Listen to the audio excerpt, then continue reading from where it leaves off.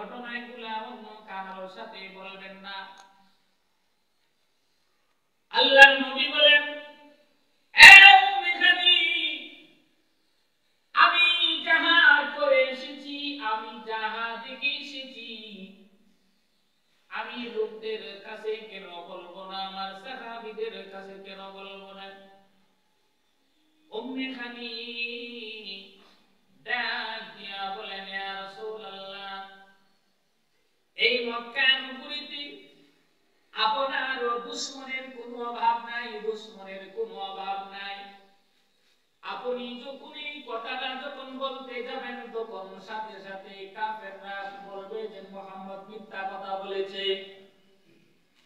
আল্লাহর নবী বললেন, কাফেররা যদি আমাকে বলে যে মুহাম্মদ আব্দুল্লাহর ছেলে মুহাম্মদ মিথ্যা কথা বলেছে, আমার যায় আসে না।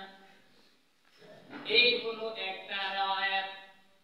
এখন যে riwayatটা বলবো এইটাই সঠিক riwayat। আল্লাহর নবী সাল্লাল্লাহু আলাইহি ওয়াসাল্লাম মসজিদে হারাম থেকে এশারের নামাজ পড়লেন। এশারের নামাজ পড়ে হারাম মসজিদে হারাম থেকে আল্লাহ তাআলার হুকুম অনুযায়ী জিবরাইল আলাইহিস সালাতু ওয়াস সালাম আসিয়া আল্লাহর নবীকে নিয়ে যান মেরাজের জন্য।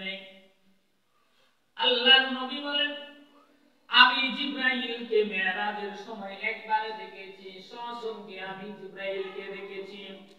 এমন ভাবে দেখেছি যে জিবরাইলের শরীরের মধ্যে 600 থেকে 650 ফাঁকা রয়েছে। ওই এত বড় ফাঁকা যে এক ফাঁকা দিয়ে যদি এই পৃথিবীর বুকে যদি আঘাত করে, এই পৃথিবী ভাঙিয়া তছনছ হয়ে যাবে। এত বড় ফাঁকা, সুবহানাল্লাহ। এত বড় ফাঁকা কতটি 600 থেকে 650। এখানে ইখতিলাফ আছে তো, এই কারণে 600 থেকে 650। এত বড় বড় ফাঁকা। আয়াতায় নামদার তাজুদারে মদিনা মুহাম্মাদুর রাসূলুল্লাহ সাল্লাল্লাহু আলাইহি ওয়াসাল্লাম বলেন, জিবরাইল আমিন যখন আমাকে নিয়ে গেল, প্রথম আসমান থেকে শুরু করলাম। প্রথম প্রত্যেকটা আসমানের মধ্যে এক একজন করে নবীর সাথে আমার সাক্ষাৎ হইল। আমার আগমন দেখার পর প্রত্যেকটা নবী আমাকে বলেছে মারহাবা। প্রত্যেকটা নবী আমাকে বলেছেন মারহাবা। এক এক আসমানে এক একজন নবী ছিলেন।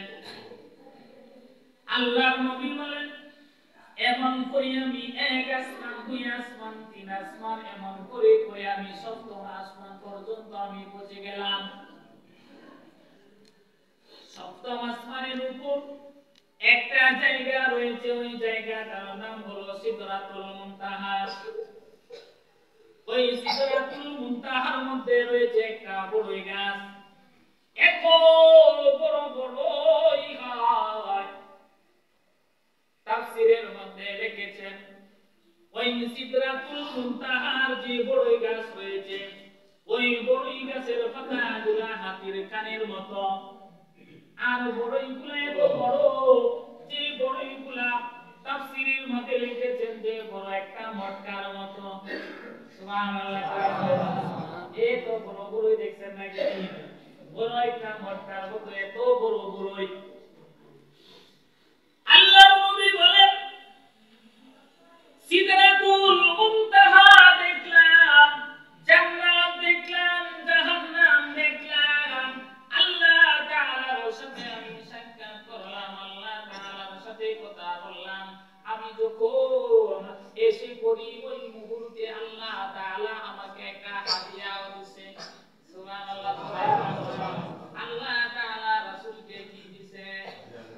আল্লাহ তাআলা রাসূলকে হাদিয়া দিয়েছেন। সেই হাদিয়াটা হলো কি? নামাজ। সেই হাদিয়াটা হলো নামাজ। আল্লাহ তাআলা আল্লাহর নবীকে 50 ওয়াক্ত নামাজ দিয়েছে। এগুলো আমরা জানি কি না? এগুলো বলার প্রয়োজন নাই। আল্লাহর নবী মুসা আলাইহিস সালাতু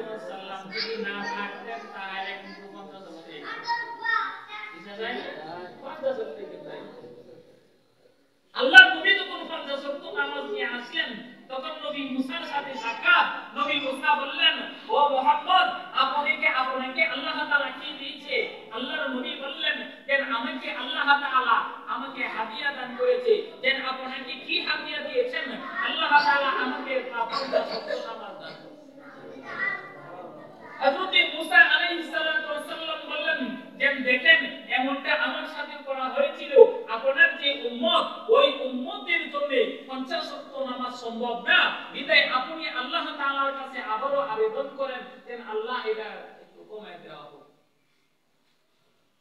আমরা নামাজ 5 ওয়াক্ত পাইছি মুসা আলাইহিস সালাতু ওয়াস সালামের কারণে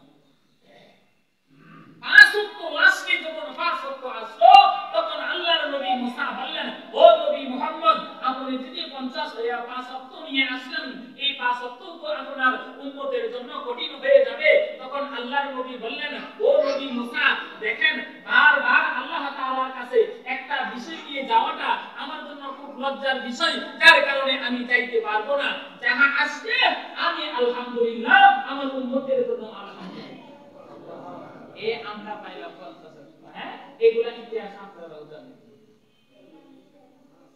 মেরাজের ইতিহাস মোটামুটি সকলেই জানেন না জানে কেন তাহলে আল্লাহর নবী বললেন আমি জান্নাত দেখলাম জাহান্নাম দেখলাম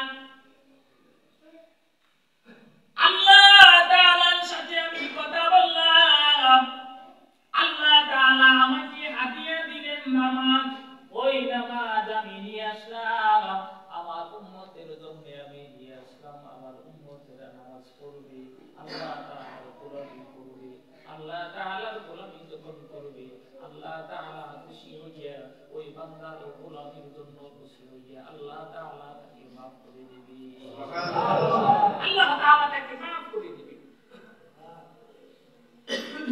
আল্লাহর নবী আসরের নামাজ পড়ে মসজিদে হারাম থেকে মসজিদে আকসা পর্যন্ত চলে গেলেন ইতিহাস আমাদের সকলেরই জানা রয়েছে এ ভাই মসজিদে আকসা এমন একটা মসজিদ যেই মসজিদে আল্লাহ রাব্বুল আলামিন আল্লাহ তাআলার ফেরেশতা প্রত্যেকদিন 70,000 ফেরেশতা মসজিদে আকসা তওয়াফ করে সুবহানাল্লাহ আরে সুবহানাল্লাহ সুবহানাল্লাহ হাদিসের মধ্যে রয়েছে আল্লাহ নবী বলেন ওই মসজিদে আকসা যে 70,000 আজকের বেলা যে 70,000 ফেরেশতা মসজিদে আকসা তওয়াফ করেছে কিয়ামতের আগ পর্যন্ত